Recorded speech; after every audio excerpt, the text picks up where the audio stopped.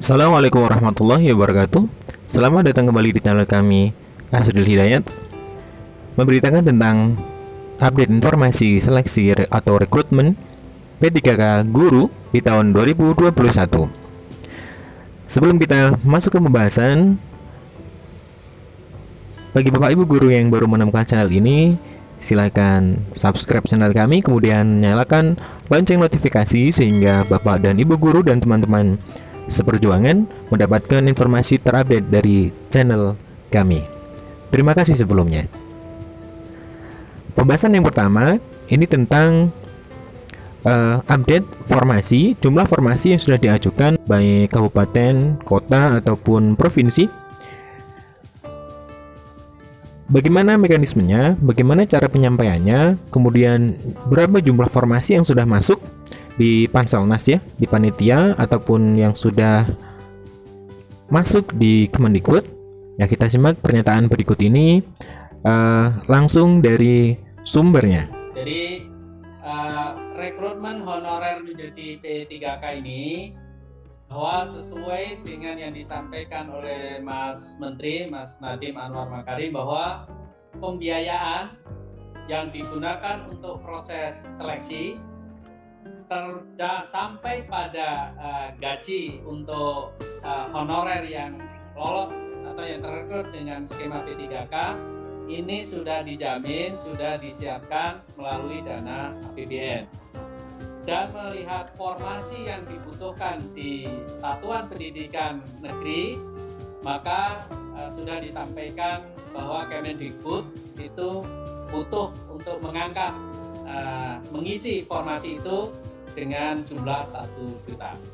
Tetapi sesuai dengan skema di dalam perencanaan pemenuhan kebutuhan pegawai termasuk hal ini guru, bahwa yang menjadi pejabat pembina kepegawaian untuk di jenjang SD, PAUD, SMP itu adalah para bupati dan wali kota.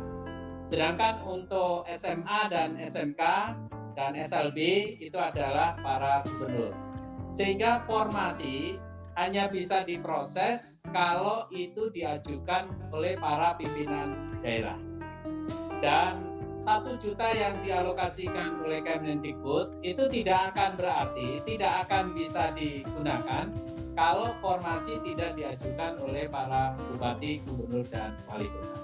Dan itulah yang sampai kemarin itu didorong betul para gubernur, bupati dan wali kota untuk mengajukan formasinya. Dan sampai di angka yang terakhir, Pak Suyanto ini angkanya di sekitar 500.000. Jadi sekitar 50 sekian persen yang dimanfaatkan oleh para pimpinan. Di awal Desember itu sudah dilakukan rapat koordinasi yang melibatkan tim GTK, kemudian mengundang dari daerah, Dinas Pendidikan, dan juga BKD. Nah, kami yang di pusat juga menghadirkan dari BKN.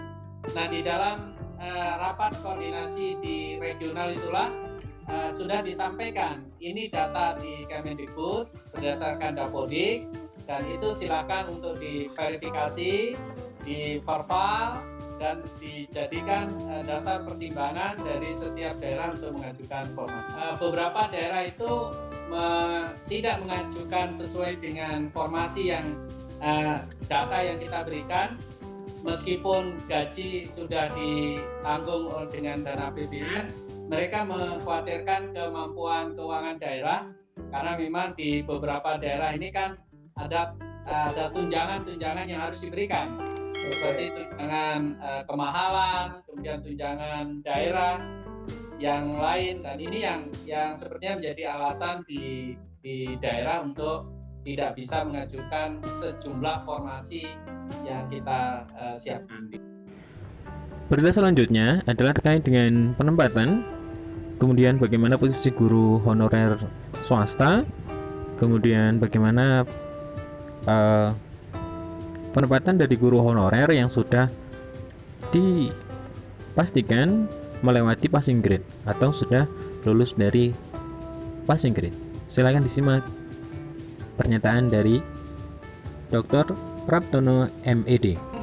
Yang diajukan di dalam formasi belum menyebut orang, belum menyebut secara eksplisit, tetapi hanya jumlah, angka-angkanya saja. Di satuan pendidikan mana, di berapa jumlahnya, dan peserta itu di dalam skema yang kita ajukan, mereka tidak memilih satuan pendidikan, tetapi mereka memilih kabupaten atau kotanya. Ada tapi tidak kita publiskan nama satuan pendidikannya. Jadi peserta itu tidak memilih di sekolah mana, tidak, tetapi nanti hanya memilih kabupaten kotanya. Kita sudah ada skemanya, Prof. Yanto, untuk bagaimana nanti penempatan, misalnya memprioritaskan honorer asal yang mereka tempat bertugas, itu bagian dari yang kriteria yang dipakai. Jadi selama ini sekolah-sekolah swasta yang khawatir bahwa gurunya setelah P3K kemudian pindah ke tempat lain, itu tidak bakal terjadi ya, Pak Rioto? Karena honorer ini akan ditempatkan di sekolah-sekolah negeri untuk rekrutmen 2021 ini, maka mereka yang mengajar di sekolah swasta pasti akan pindah tugas kalau dia diterima. Tetapi honorer yang ada di sekolah negeri, kalau dia lolos passing grade, maka jangan khawatir, dia tidak akan pindah ke sekolah yang lain. Jadi yang harus diperjuangkan oleh para honorer ini adalah untuk lolos di dalam passing grade. Gitu. Karena dia akan prioritas untuk penempatan di situ, Prof.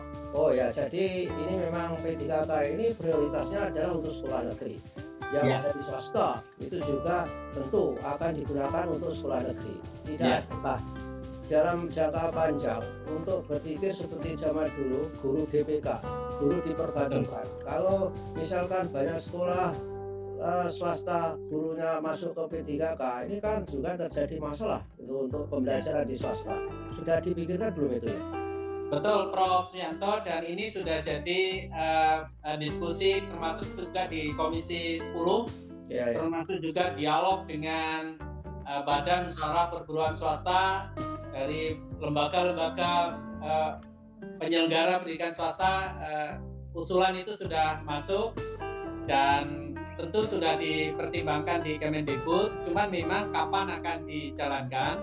Yang dapat saya sampaikan bahwa di 2021 ini formasi yang dibuka untuk rekrutmen honorer menjadi P3K ini adalah formasi untuk pemenuhan kebutuhan guru di sekolah-sekolah negeri. Ya, mungkin kalau sekolah negeri sudah terpenuhi semua, maka sekolah swasta bisa saja mendapatkan bantuan pemerintah untuk di DPK-kan beberapa guru negeri. Nah, sekian Bapak Ibu Guru, video dari kami, berita dari kami, semoga memberikan manfaat. Ketika video ini memberikan manfaat, silakan share, kemudian kirimkan kepada orang-orang teman-teman seperjuangan sehingga bisa mendapatkan informasi yang terbaru mengenai seleksi P3K di tahun 2021. Saya akhiri, Assalamualaikum warahmatullahi wabarakatuh.